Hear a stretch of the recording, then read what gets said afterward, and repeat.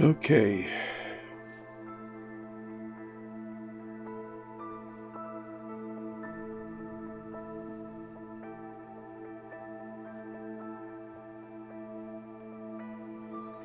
I'm gonna have to adjust this and gotta find out what frame I'm on here.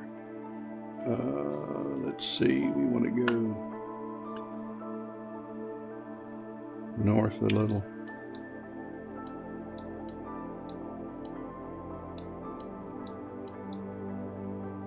And we're gonna have to go east. Went too far north, now we gotta go south. I don't have a good aim.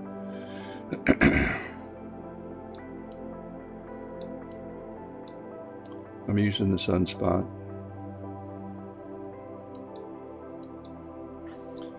And let's find out where we are here, how many we got down. We're at 44.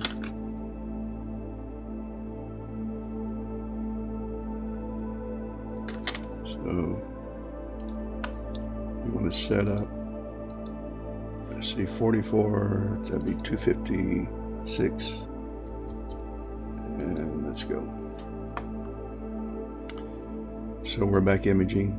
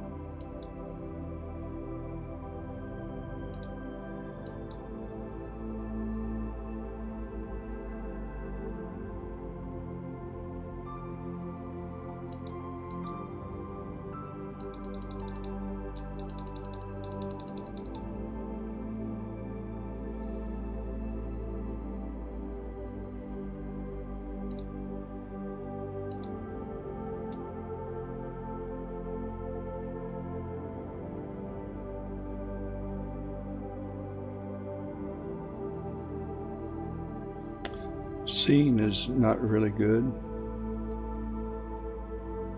It has been a lot better in the last few days,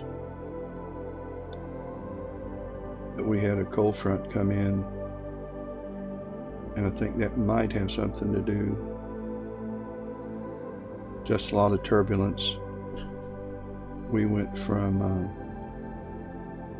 80 degrees yesterday at this time to 65. For us, that's a cold front.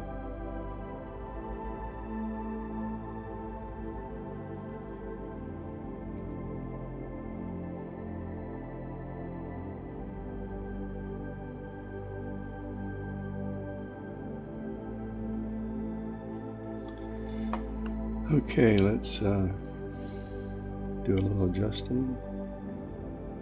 Need to go north a little.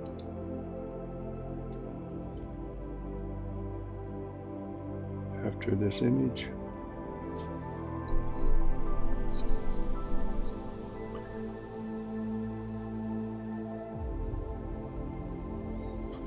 Now we need to go east.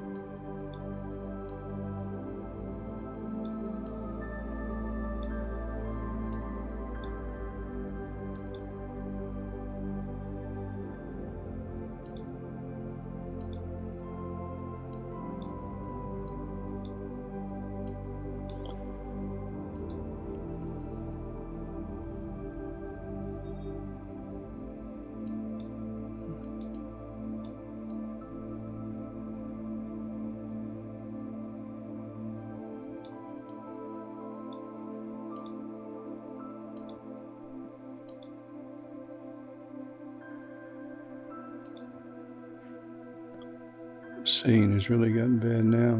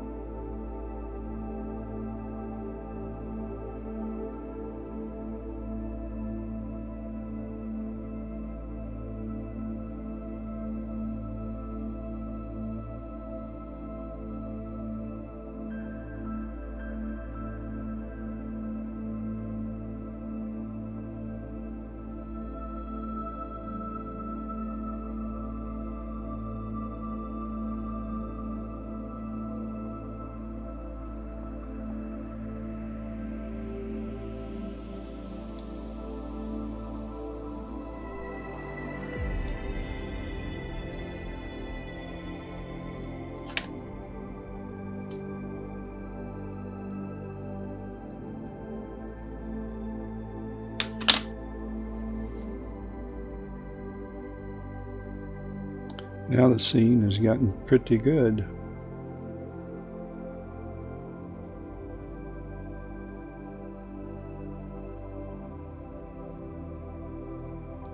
We are imaging the sun live. I've zeroed in on this sunspot where I can manually guide the mount while I take this time lapse. And it's drifting a little now.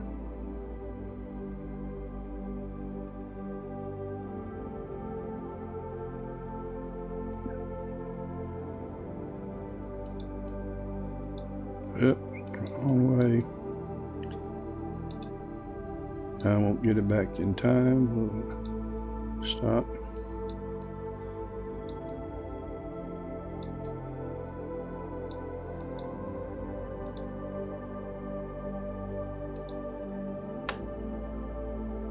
Restart.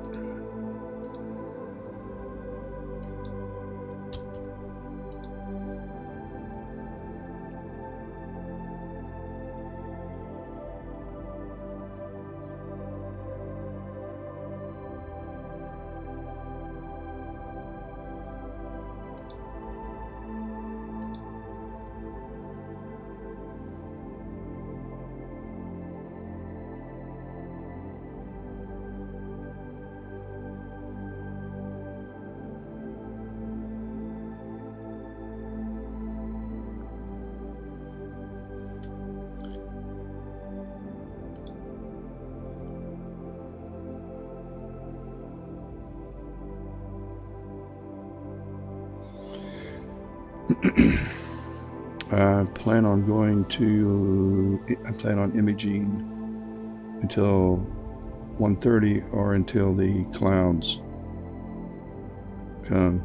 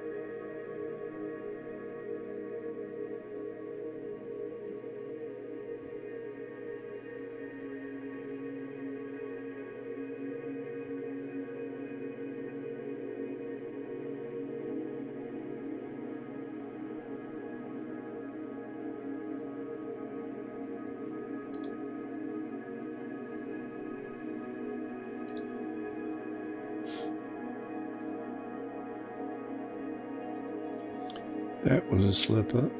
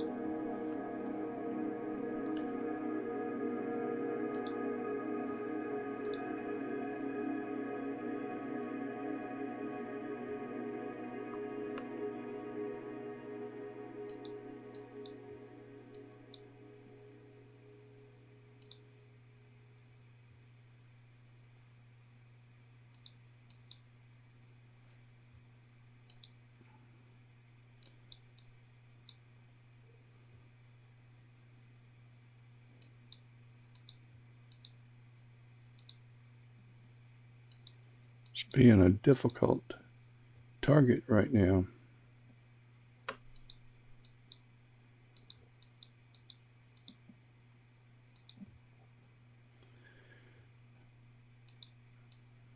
We're close.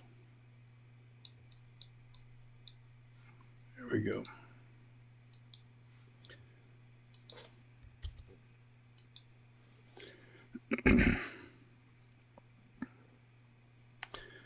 The scene conditions have improved.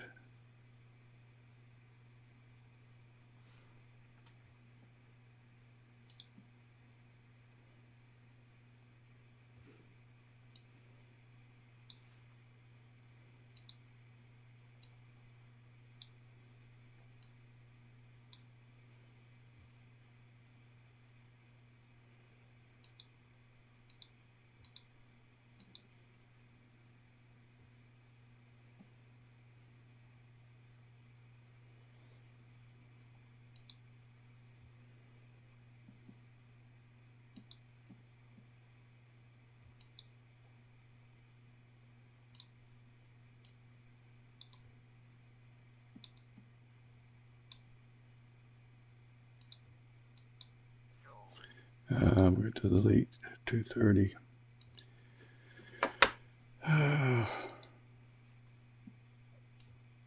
That's what I get for not paying attention.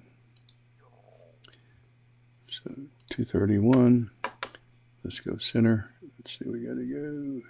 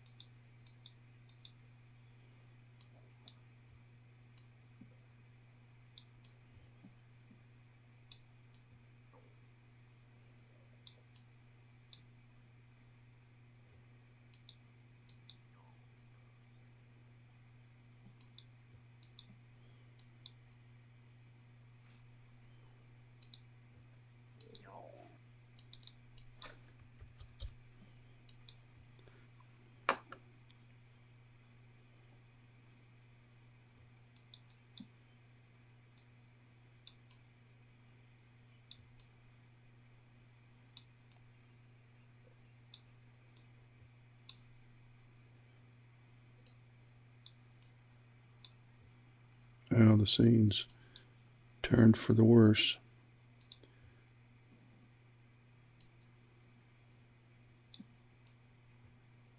There's no wind.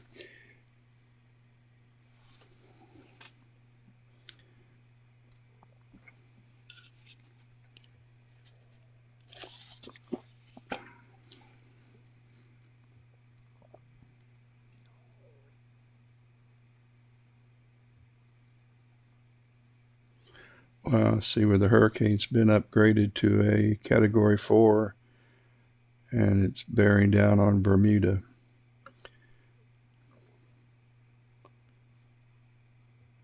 I bet you could schedule a good rate for a vacation in Bermuda right now.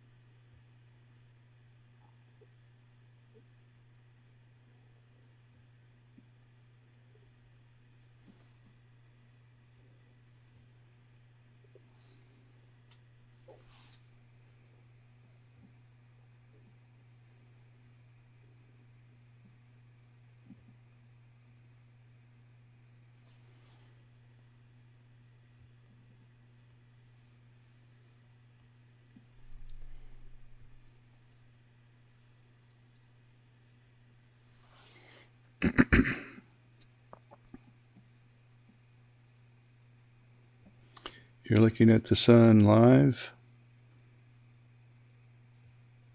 We're imaging both the activity around this sunspot, or there's a number of sunspots. This isn't a sunspot right there. That's dust on the sensor, but this,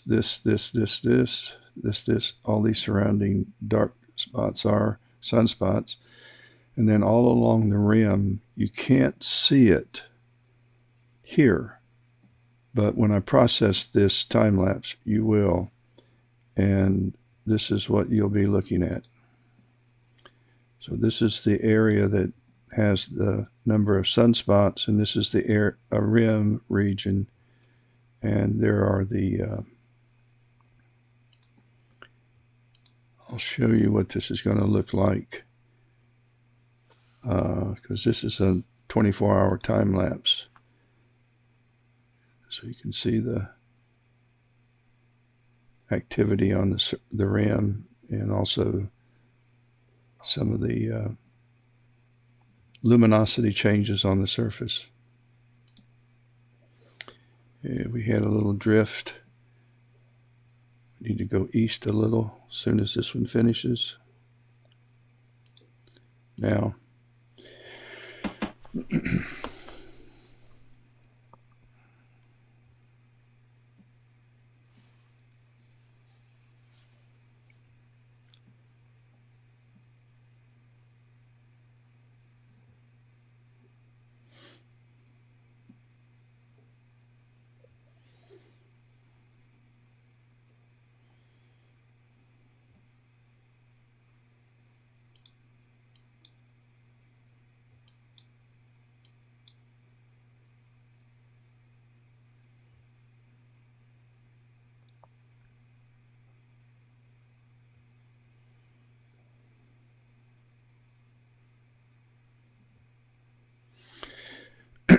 I'll be running this time lapse until I get 300 AVI files.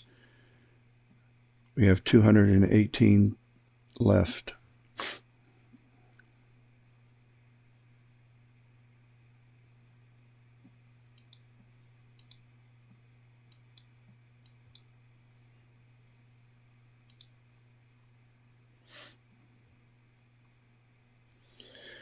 or until the clouds put the brakes on it.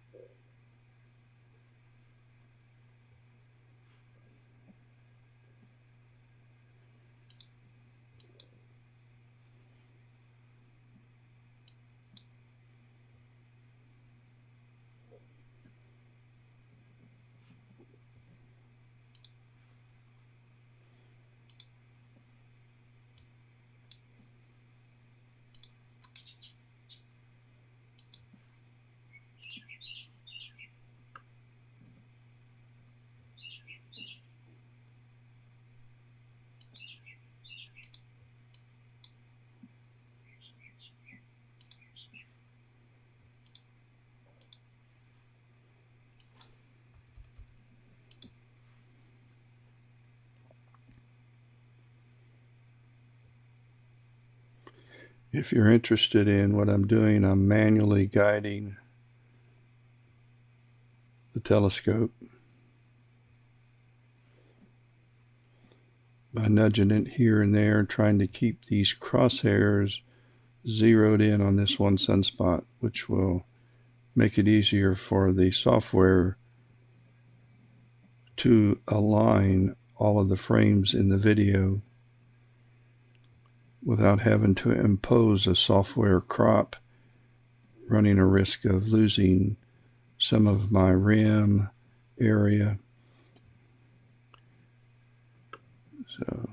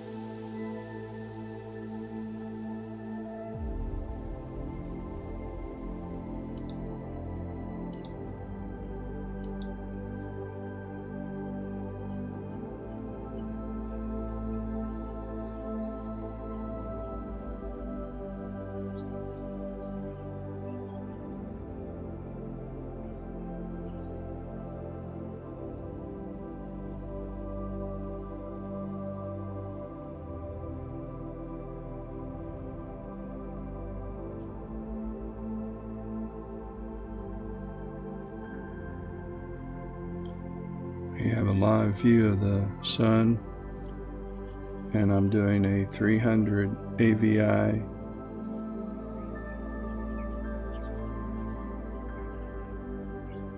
imaging time lapse.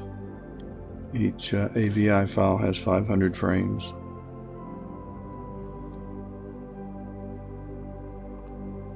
The scene is not good, so I'll be stacking about 10% of the frames.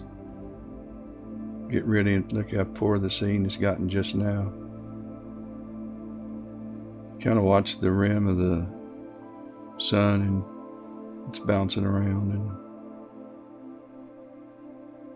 a lot of thermal interference between my camera sensor and the sun.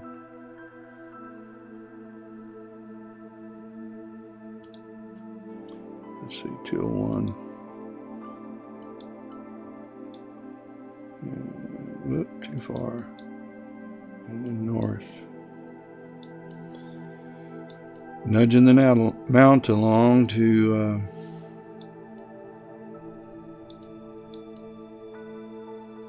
center it on that spot.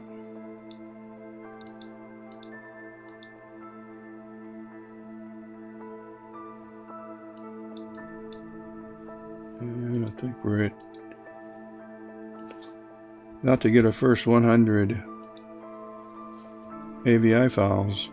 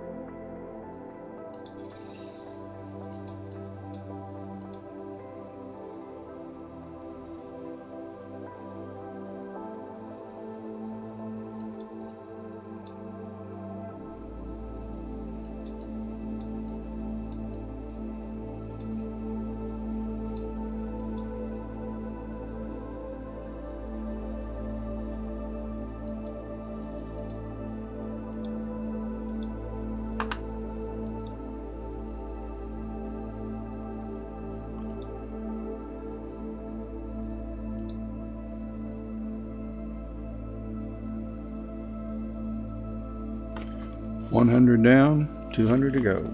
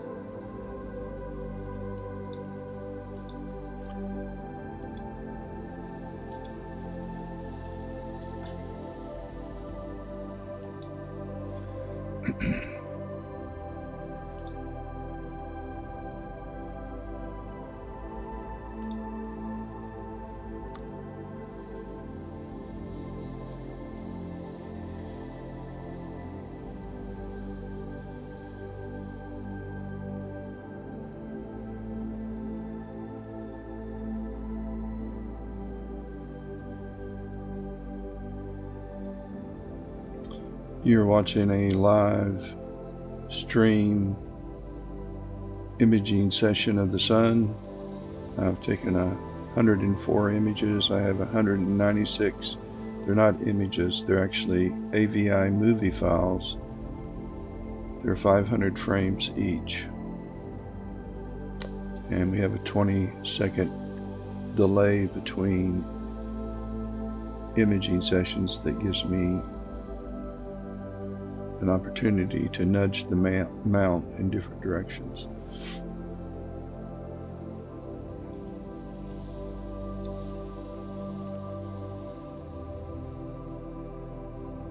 Because the scene is not real good,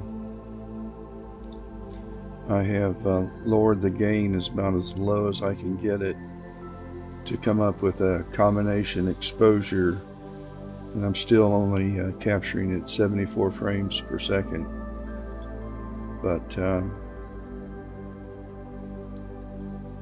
that HA filter on the chromosphere is somewhat limiting.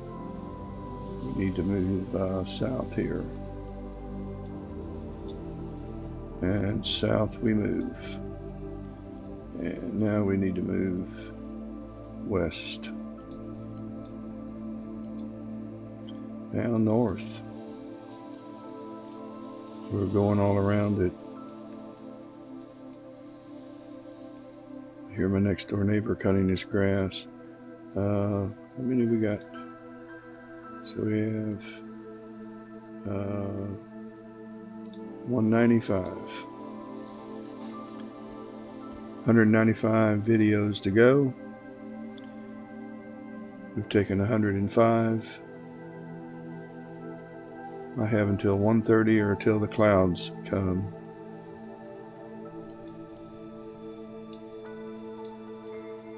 Whatever happens first.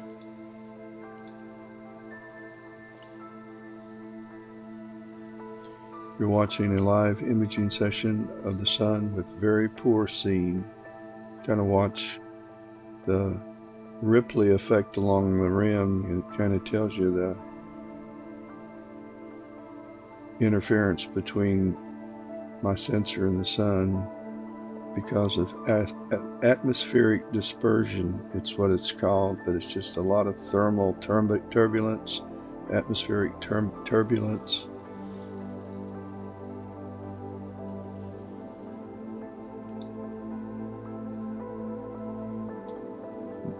That's what it be.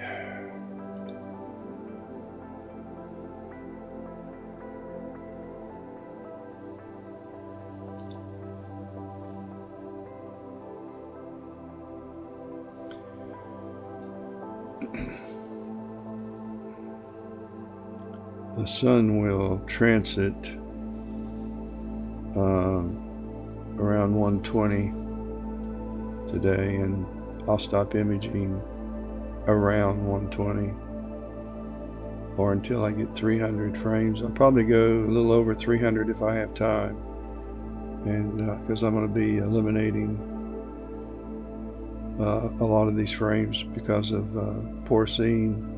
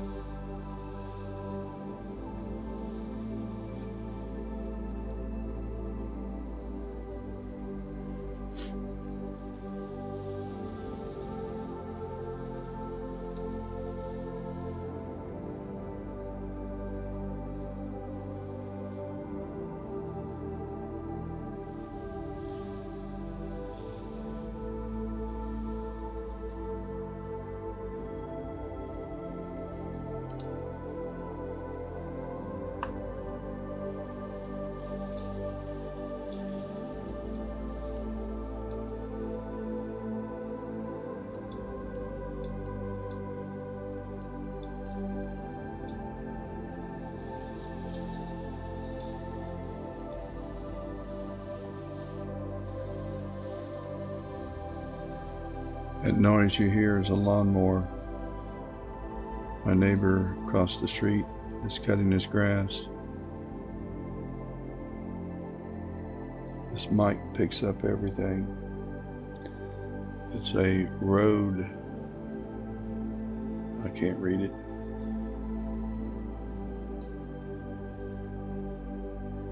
Roadmaster. Is that what it is?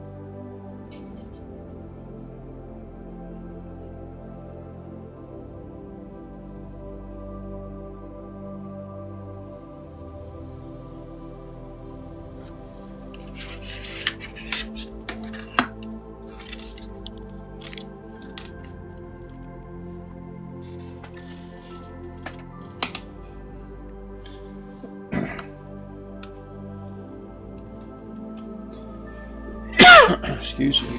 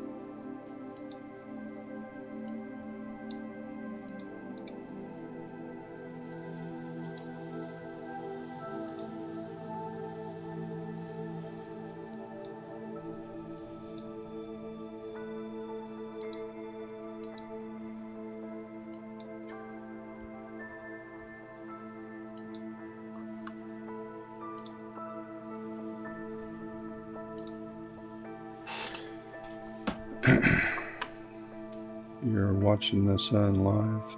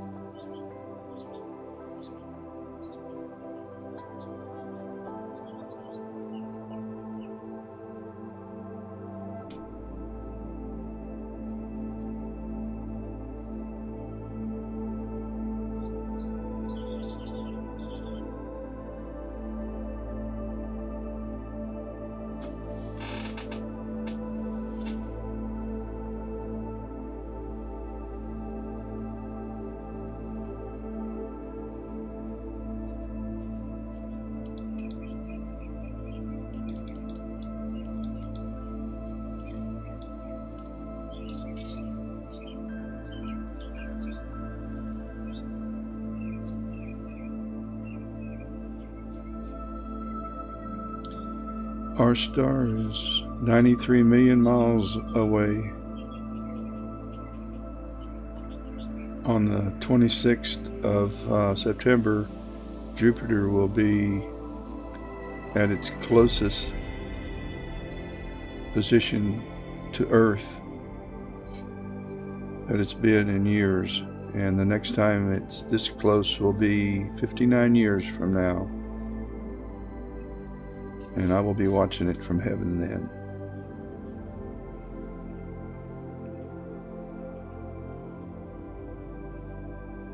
That's the plan.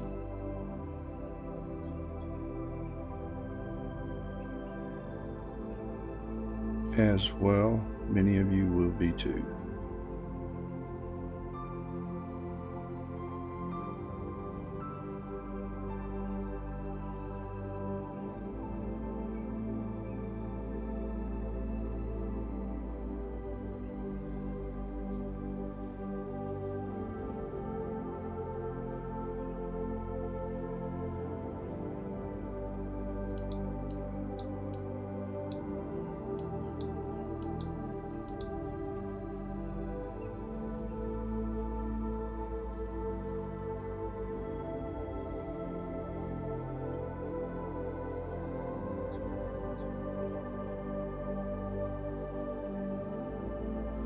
I am imaging the sun taking movies.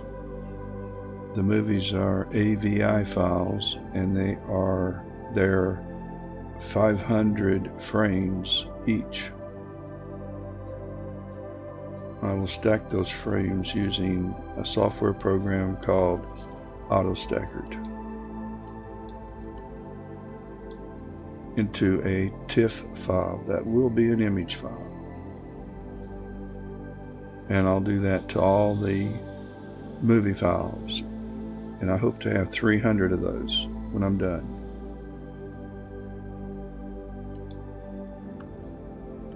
And that will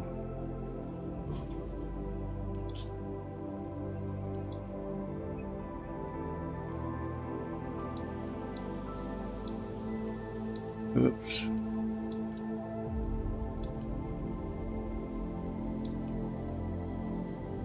Wrong way. Glad I stopped it. Okay, I forgot how many I need to take. 127.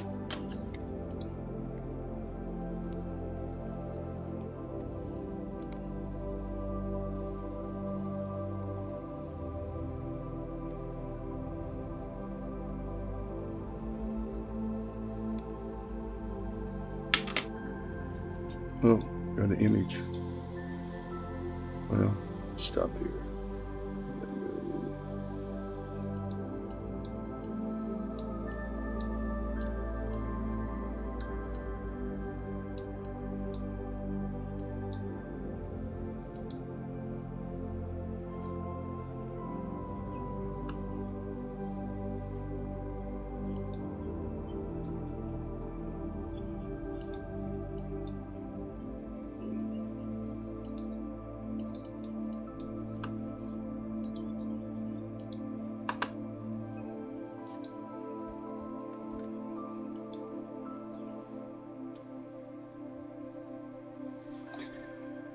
We have 2 hours left in this imaging session, and we have 172 videos to take yet. It'll be close. I will image past the meridian if the clouds allow it.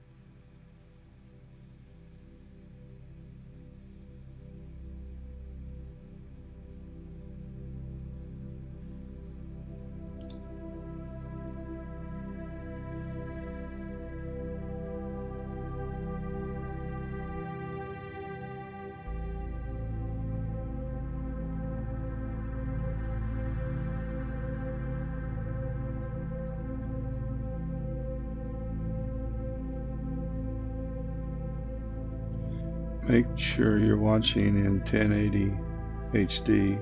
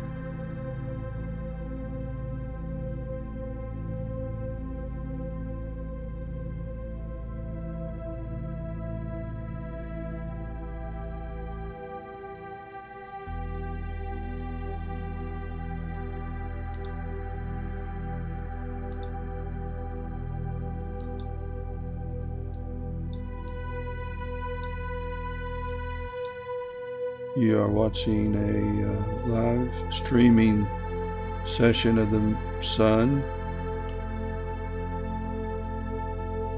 I've been taking a time lapse for the last 90 minutes.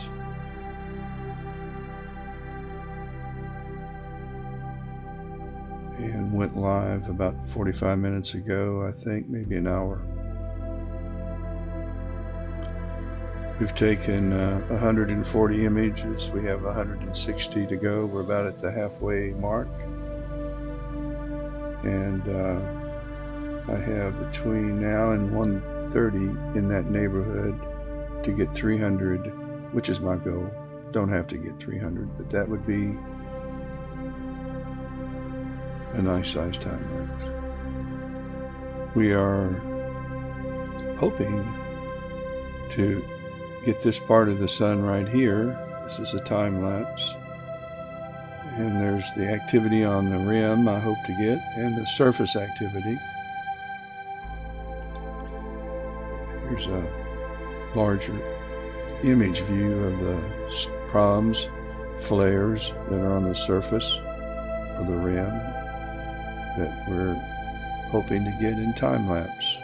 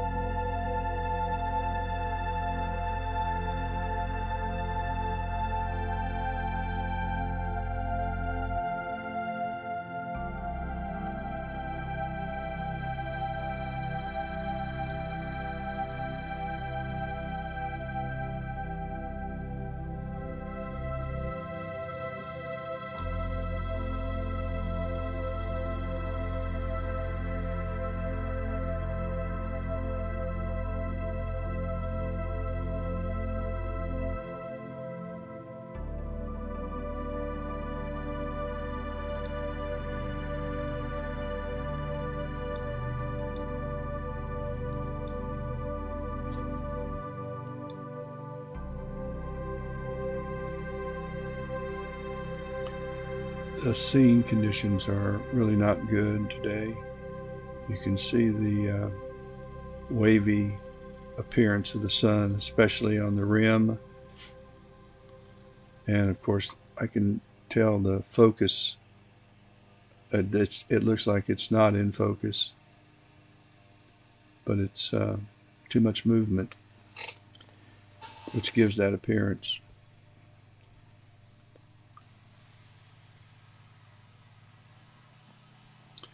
Make sure you're watching in 1080 HD at the bottom of YouTube if you're on YouTube, and to the right. Same thing I think with Facebook, as this is going on Facebook and YouTube at the same time. But make sure you've got at the bottom right that little gear, like a little wheel. Click on it and pick 1080 HD.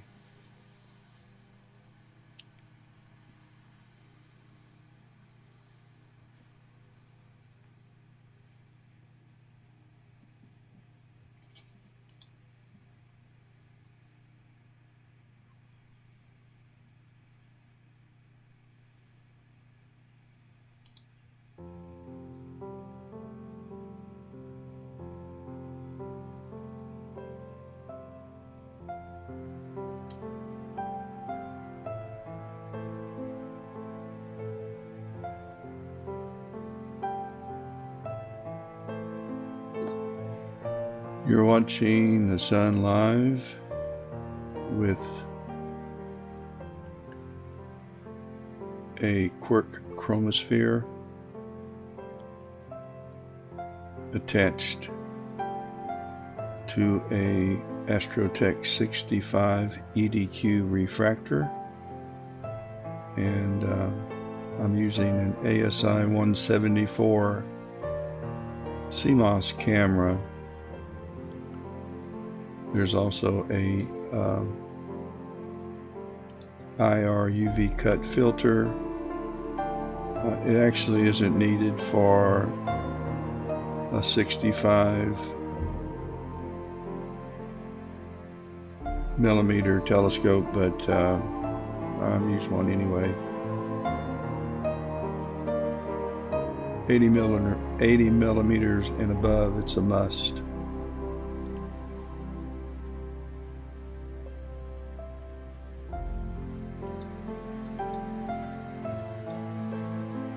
We went over the halfway mark. We're at 149 left.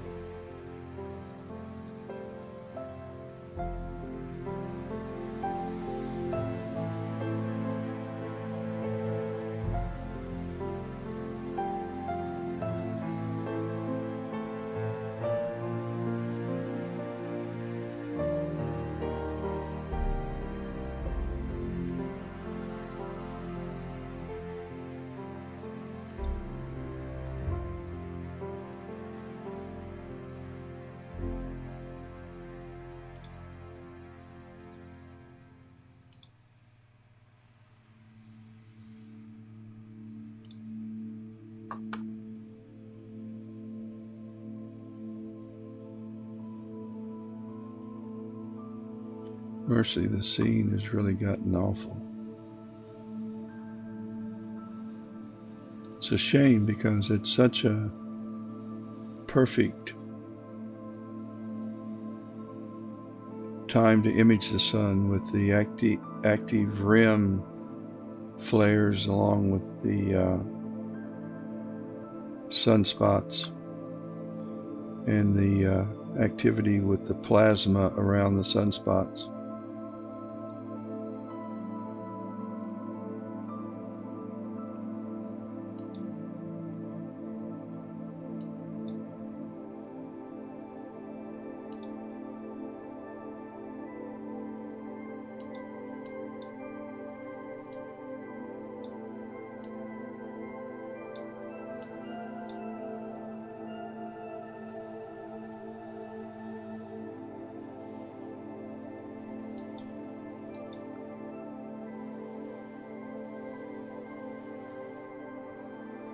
Oh, when a bird,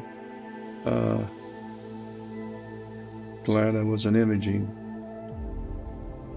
I get airplanes from time to time that I catch flying through.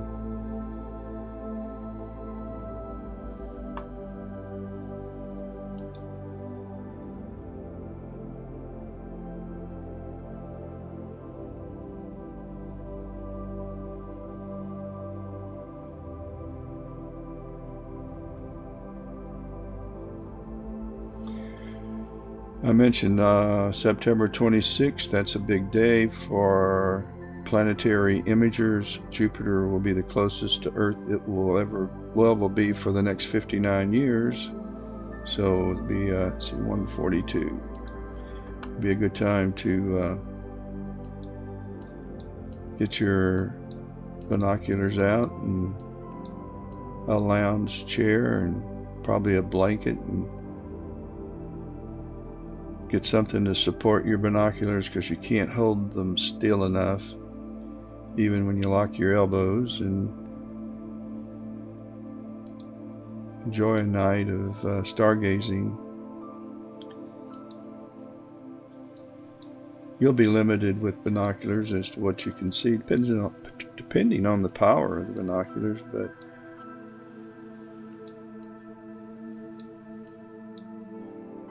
you'll be surprised. Also, not too far away from Jupiter, you'll be up and to the right in your sky will be Saturn, a lot fainter. Jupiter will be the brightest object in the sky. Nothing will be brighter. It'll be in the southeast, about 8 o'clock, 9 o'clock, 10 o'clock, moving towards the south and climbing to about 30 degrees, 35 degrees. And then on October 1st is International Observe the Moon Night. And I will be imaging the moon with 2 telescopes, and my stream will be on the NASA website. And I'll see a lot of people that night. Let's see, I've got to go talk to a lot, and I better get this started again. We need to go south. And I forgot how many I have left to do. Let's see. We've taken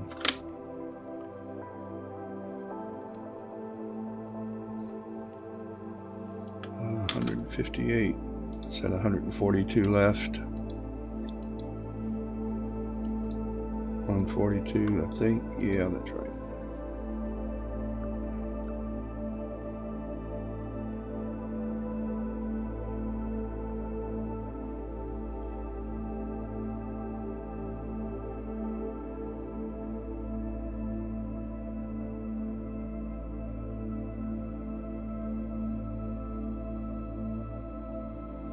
You're watching the sun live and in person from Spartanburg, South Carolina.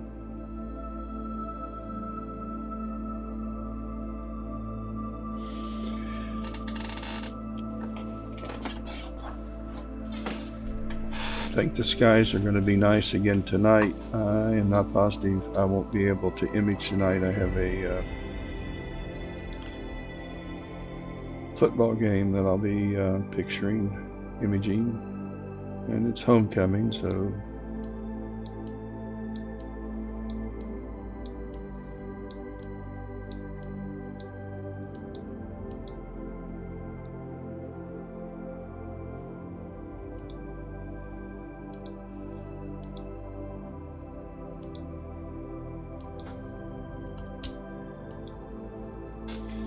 $140 to go, 160 down. You're watching a live view of our sun in a scene that's pretty bad.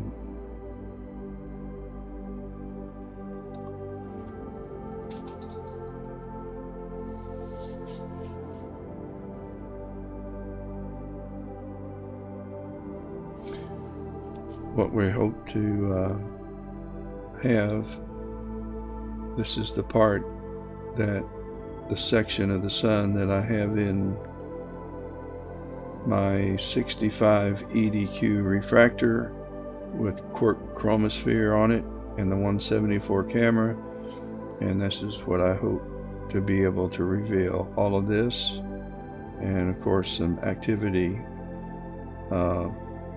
This whole region here ought to be very active, and when I do the time lapse, the sky will be white, the proms will be dark, and it's not inverted. It's just kind of a technique I use when I use IMPPG software, and but it reveals both what's going on the rim and what's going on the sun. I better get back out there because my mount is moving and I need to go east, and a little more east. I have 136 remaining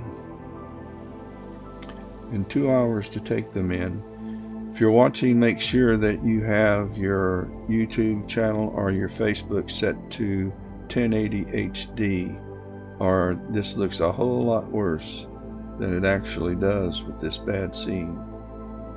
Bottom right hand corner of YouTube video areas is a wheel. Click on that and you can pick your quality, and it's probably 144, which would be sad, and you want to go to 1080 HD.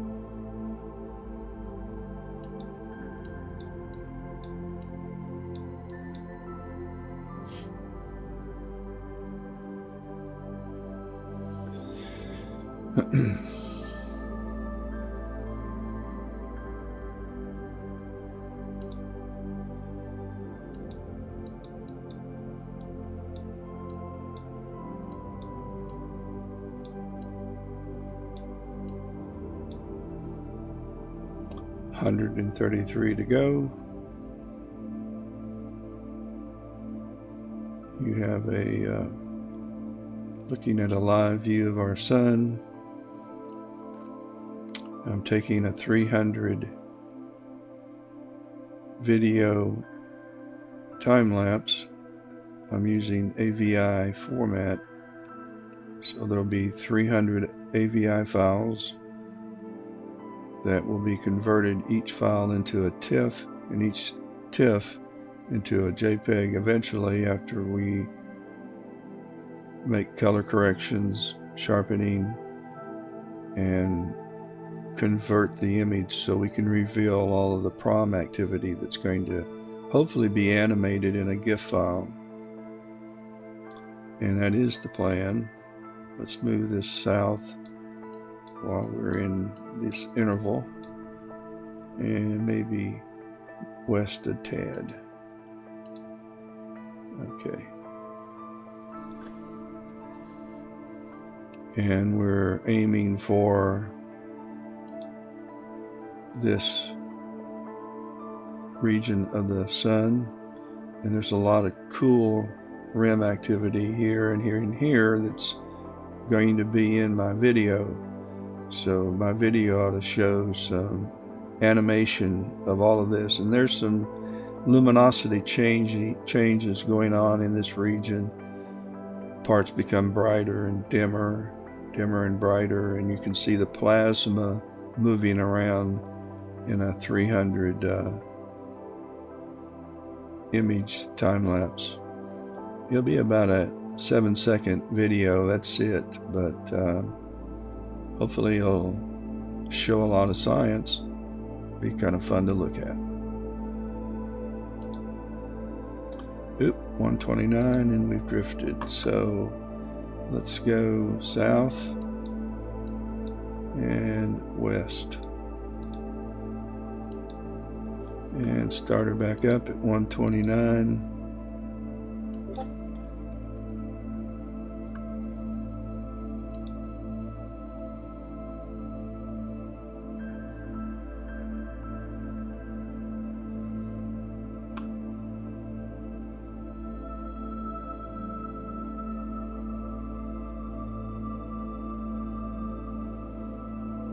And we're going to have to move north now.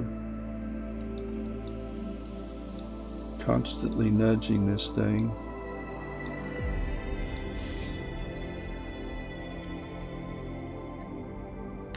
The mount is a Celestron AVX mount.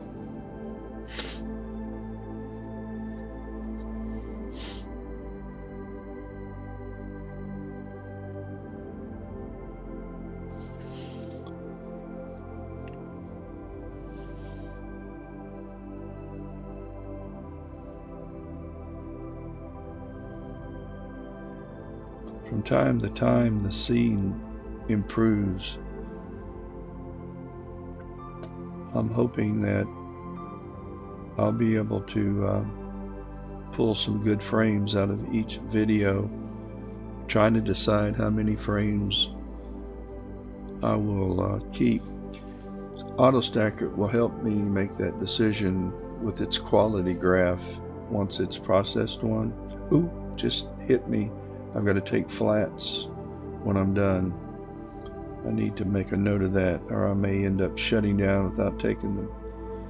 This dust and this dust and this dust and this dust and this dirt that's on the sensor. This is sensor dirt. These dark defined debris on your optical train, they are on the sensor. The rest of it is either on the chromosphere or the IR UV cut filter. You won't see anything on the element of your refractor unless you have a major something or another on it. Bubble gum or something you stuck to it. If it's just dust and stuff, you won't see that. But the closer you get to the sensor, the more defined the debris looks. And I can take the blower out and blow some of that off, and I do from time to time, but it's just as easy to take flat frames, and the flat frames remove it. All right, I got to talking and I forget we're getting adrift, so we need to move south and east.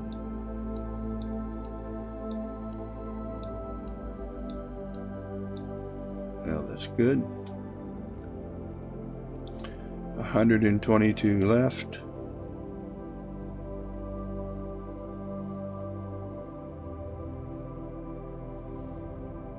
And a ways to go and an hour and a half to do it in.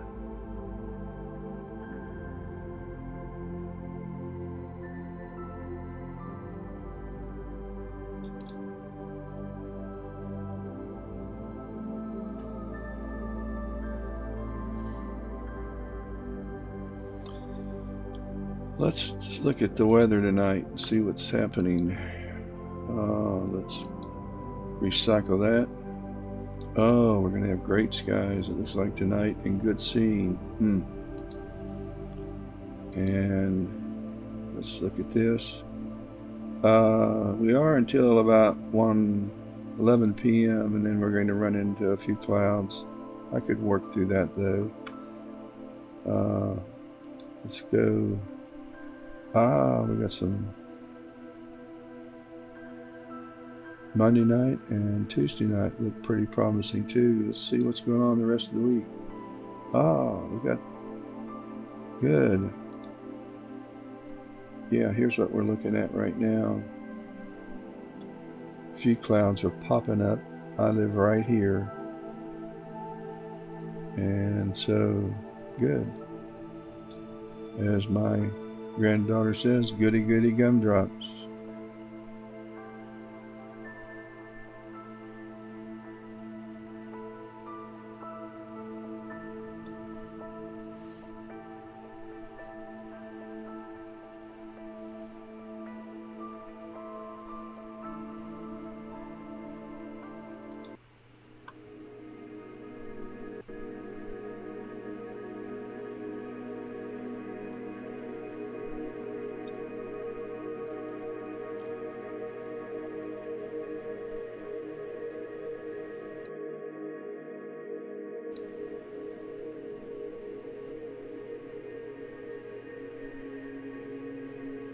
We got a little drift going on.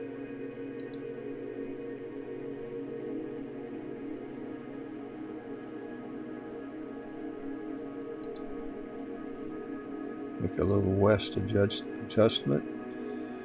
116 frames to go. 184 in the can.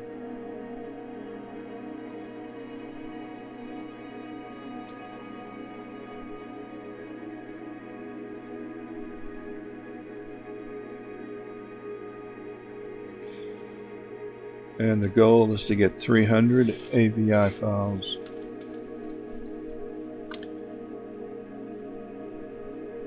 And sky's allowing, that's what we plan to do.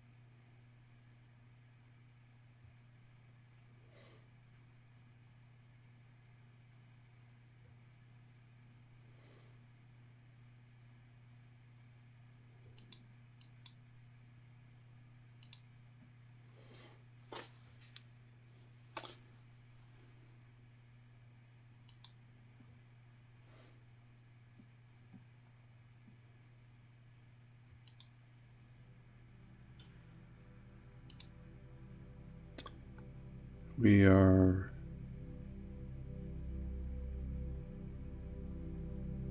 close to having our 200 AVI files with 100 left to go and an hour and 20 minutes of capture time remaining for transit.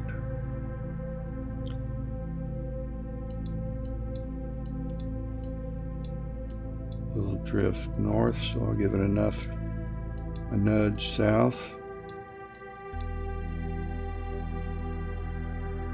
And when it stops, a nudge west. Stops imaging. Yep, too far. Okay. 108 and counting.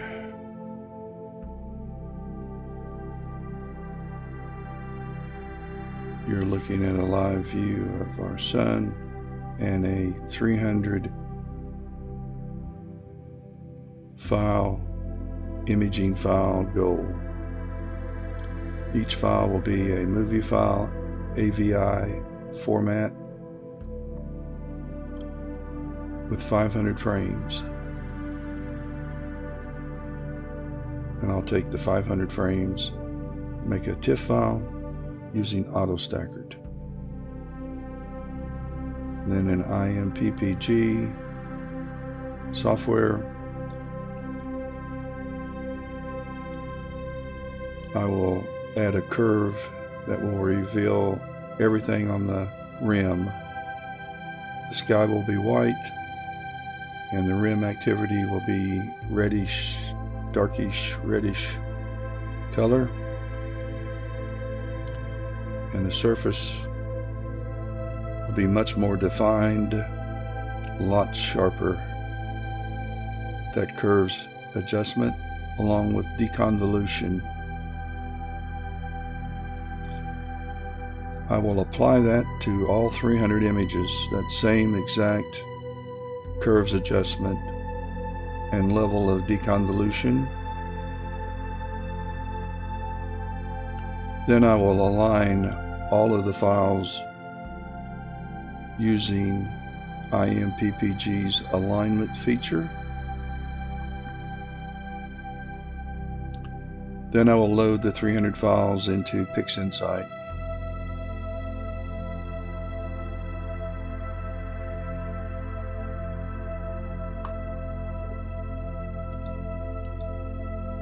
And there I will make the color adjustments to get the sun's color right for me. It's all subjective. I will use linear fit to adjust the luminosity of each image so that they are the same. I may apply a little more sharpening, but doubt it. Deconvolution in IMPPG's pretty much all you need to do.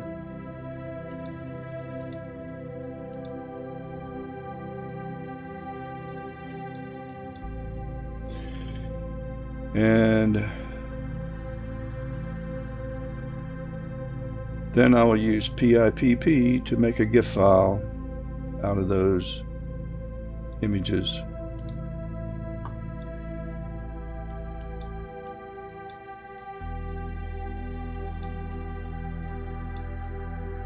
That's the plan.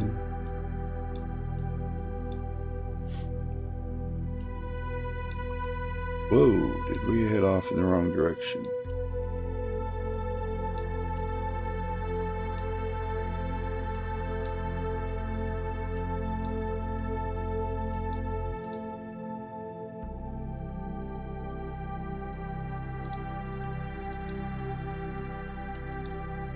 We're at 101, down to our last 100 images, and an hour remaining.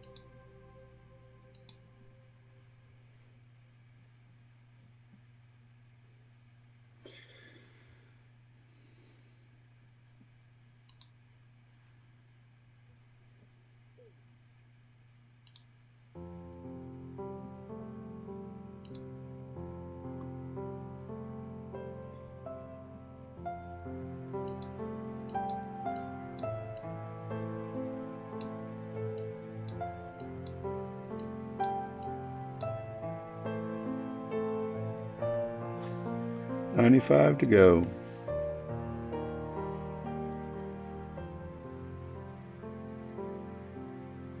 Now 94.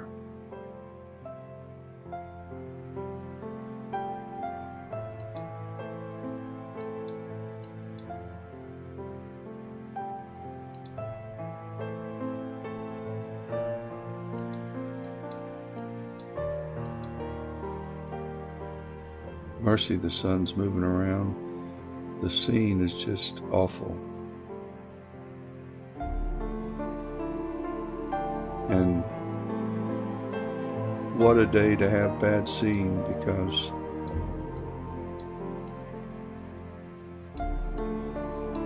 what's going on the sun is so impressive. I'll show you what we're up against, or what I'm hoping to get. Let's head over here. This is the region that we're imaging, and you can see the proms in this time-lapse video done by NSO.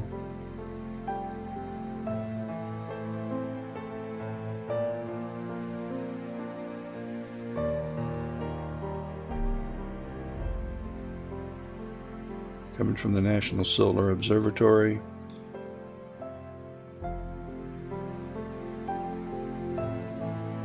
And here's a still shot of it. So this is what we hopefully will be able to reveal. I hope this filament is in it too. If we bring it out, it will be a miracle. So we need to move this. Let's stop this. We're at 90, and we need to move this north a bunch and east a little bit. And we're down to 90.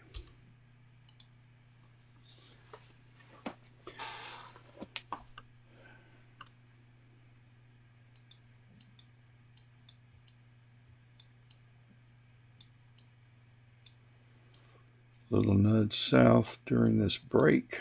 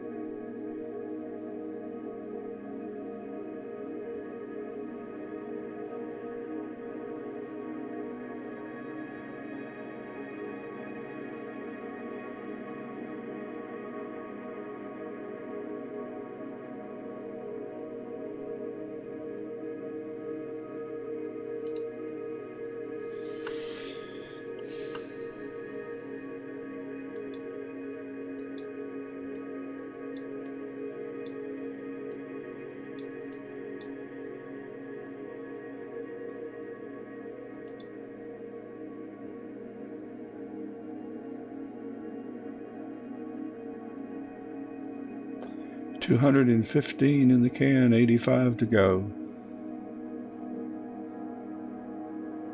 Looking for our 300 total imaging files that will come from 300 videos.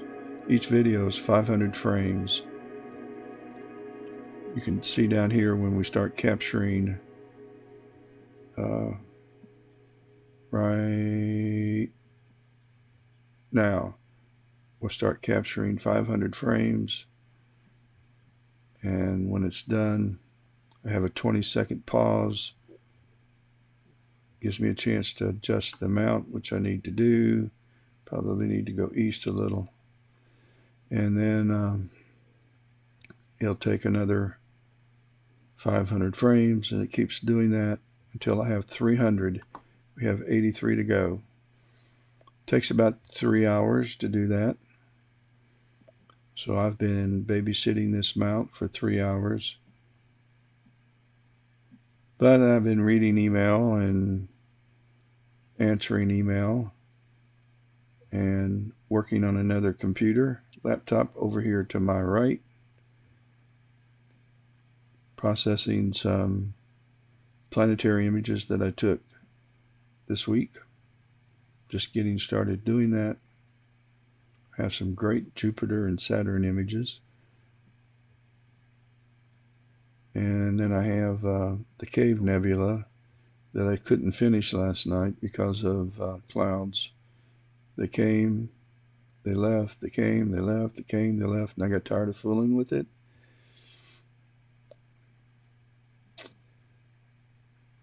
So I shut everything down and went to bed.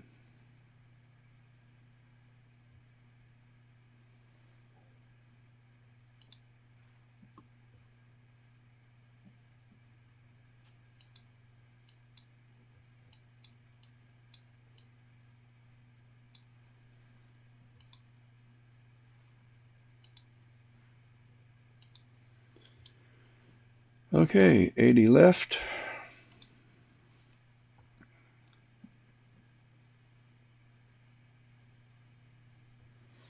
I'm exposing for 13.5 milliseconds with a gain of 100.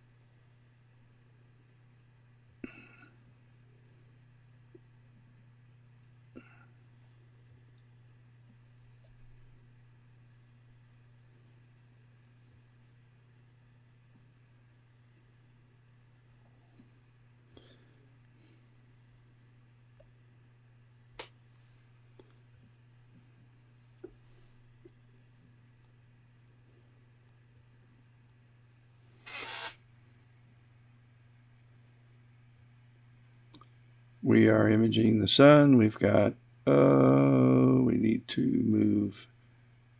Let's pause it and do that. We have 76 left. I got sidetracked. And so we need to go north and recenter this.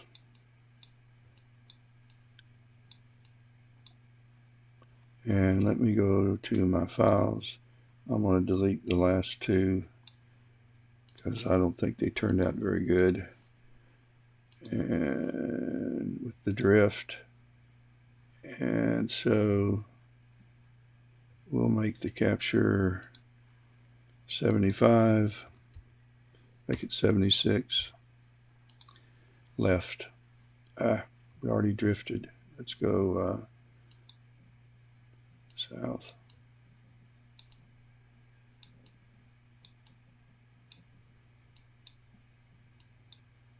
And east. Okay.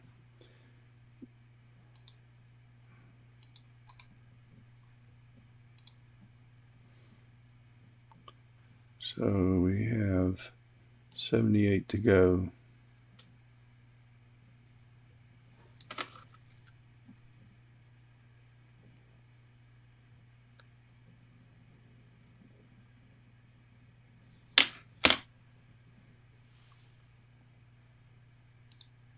We have 78 to go, not 70.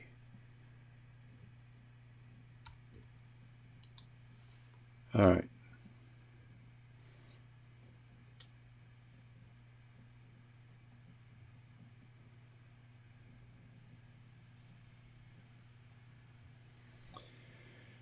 And we need to go north a tad and east. That's good.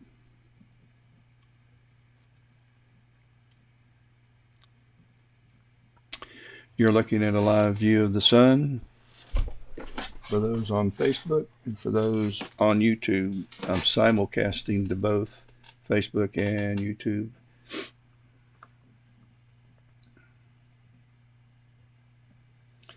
And let's move south a little.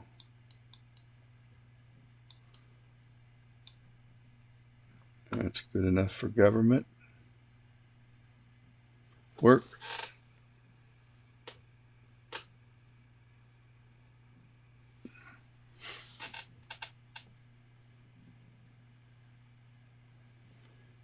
$75 remaining.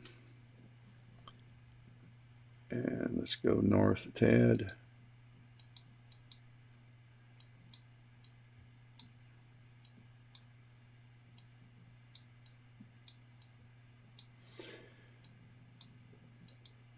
The reason for recentering or doing this manual guiding is to minimize the cropping software will have to do when it aligns these images. I don't have to do this, but if I don't, then it will crop out probably a good bit of my rim activity. And you can see some up here coming through. It's so bright right now along the sun surface. This just popped up. This is dark, and for this to come up under this exposure is mind-blowing. It's right over this sunspot. So that's a huge problem. When you consider that you can put 1 million Earth-sized planets inside the sun, that's how big that star is. And you can put 1 billion of these inside CY Canis Majoris, which is a very large star. All right, we've drifted. I've talked too much. So that's 71. All right, let's get back on. Come on, south.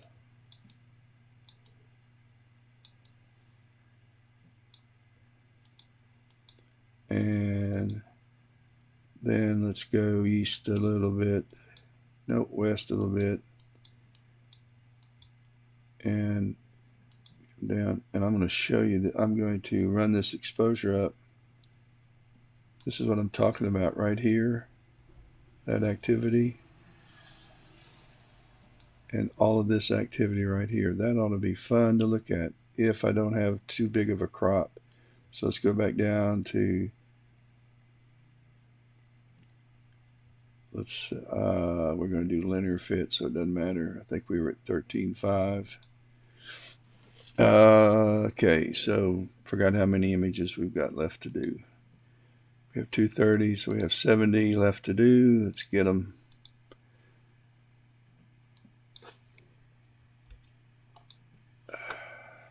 Actually, I'm going to take this down to 13.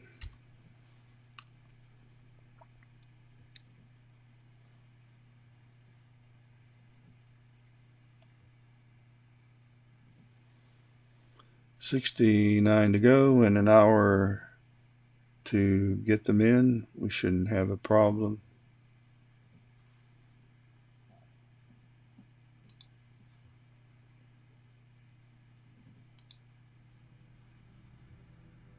Shouldn't have a problem is the operative word.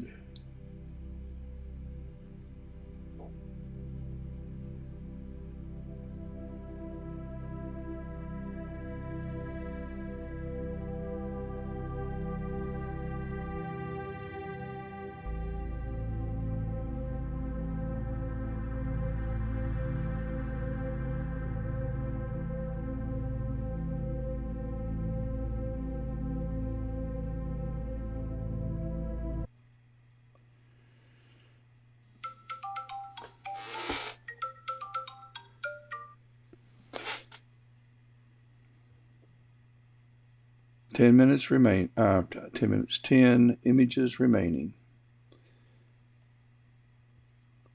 And probably 4 or 5 minutes.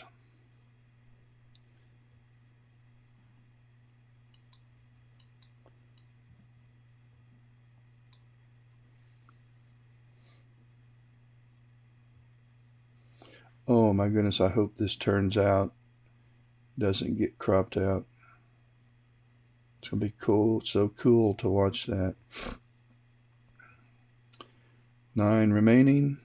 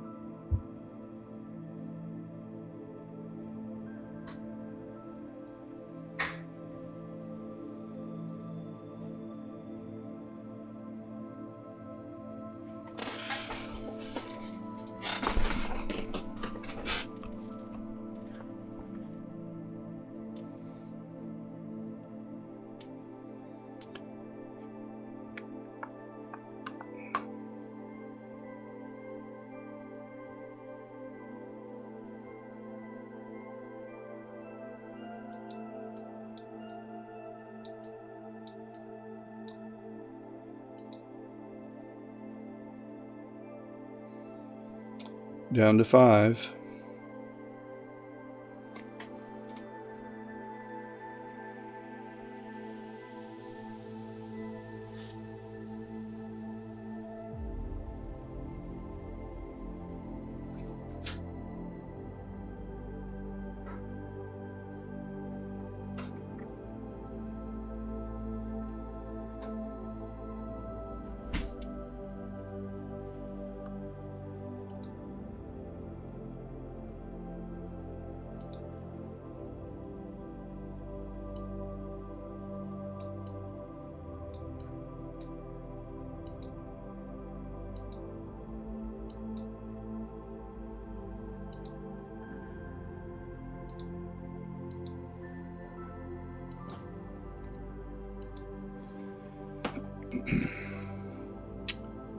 We got 4 to go.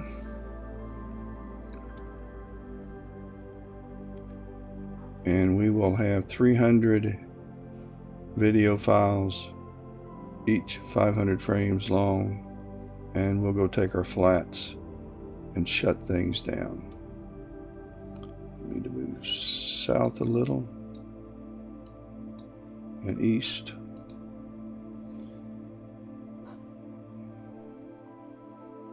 Two remaining.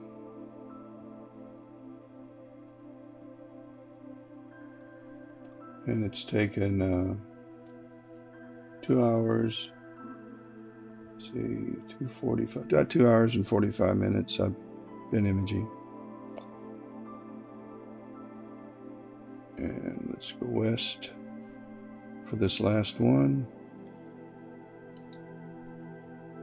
And north a little. Here's the last one.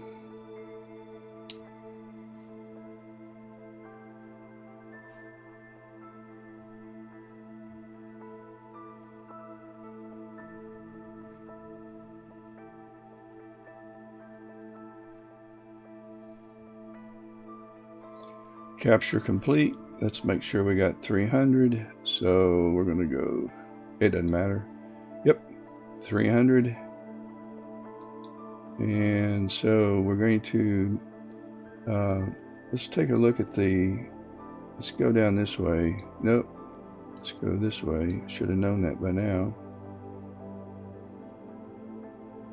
And let's check out these proms. And wow, look what's going on there. Man, that is wicked. And then this is wicked.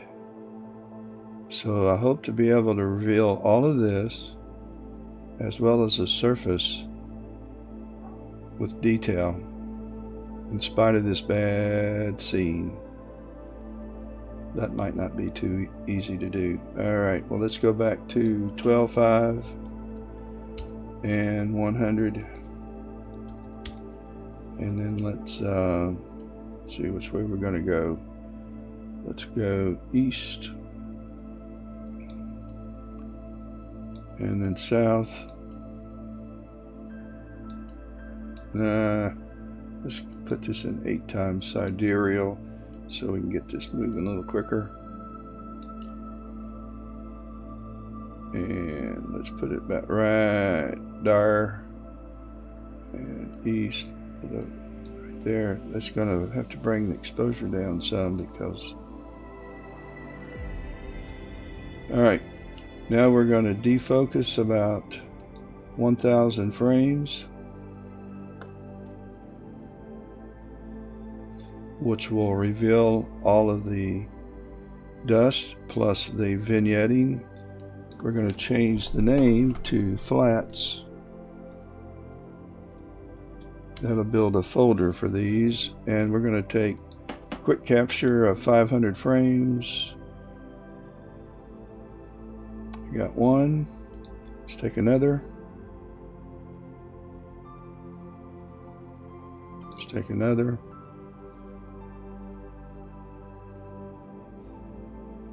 Let's take another. And let's take one more.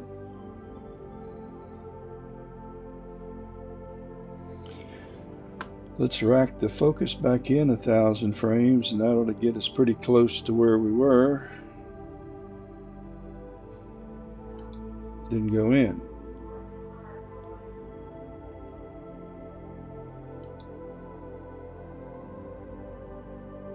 Huh.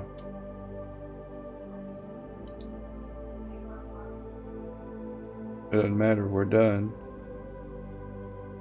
That's crazy. Have to go check the focuser now.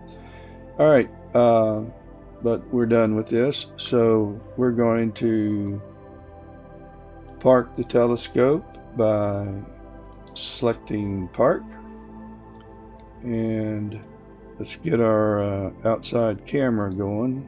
Make sure that it parks.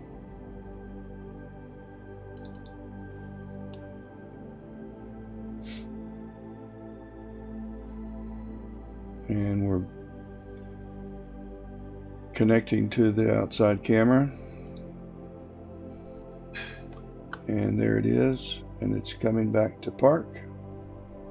And so it has parked. And look at my skies. Yikes. And I have, as I mentioned, a football game tonight. But when that's...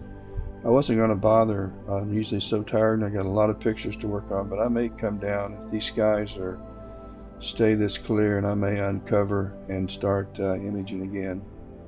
Wow, is that not cool looking, that blue sky? Both of these, we have a great 365 degree view of the sky from this is up on a hill. You can't hardly tell. Well, you can because the fence goes up. But this is almost eye level with my rooftop. And these trees are, I mean, they're not blocking really hardly anything at all. Okay, well, that did it. We have our flats. We've concluded this 300 frame image, and it's time to go cover up everything and unplug, bring the data in, and start working on it. So Hope everybody has a tremendous weekend, and I do plan to image live when I can each night, which looks like to be every night. And so if you're doing nothing, you're bored to death, and you want to see some live deep space imaging and some planetary imaging at the same time, I usually run two scopes at the same time, one for planets and one for deep space. Catch you later.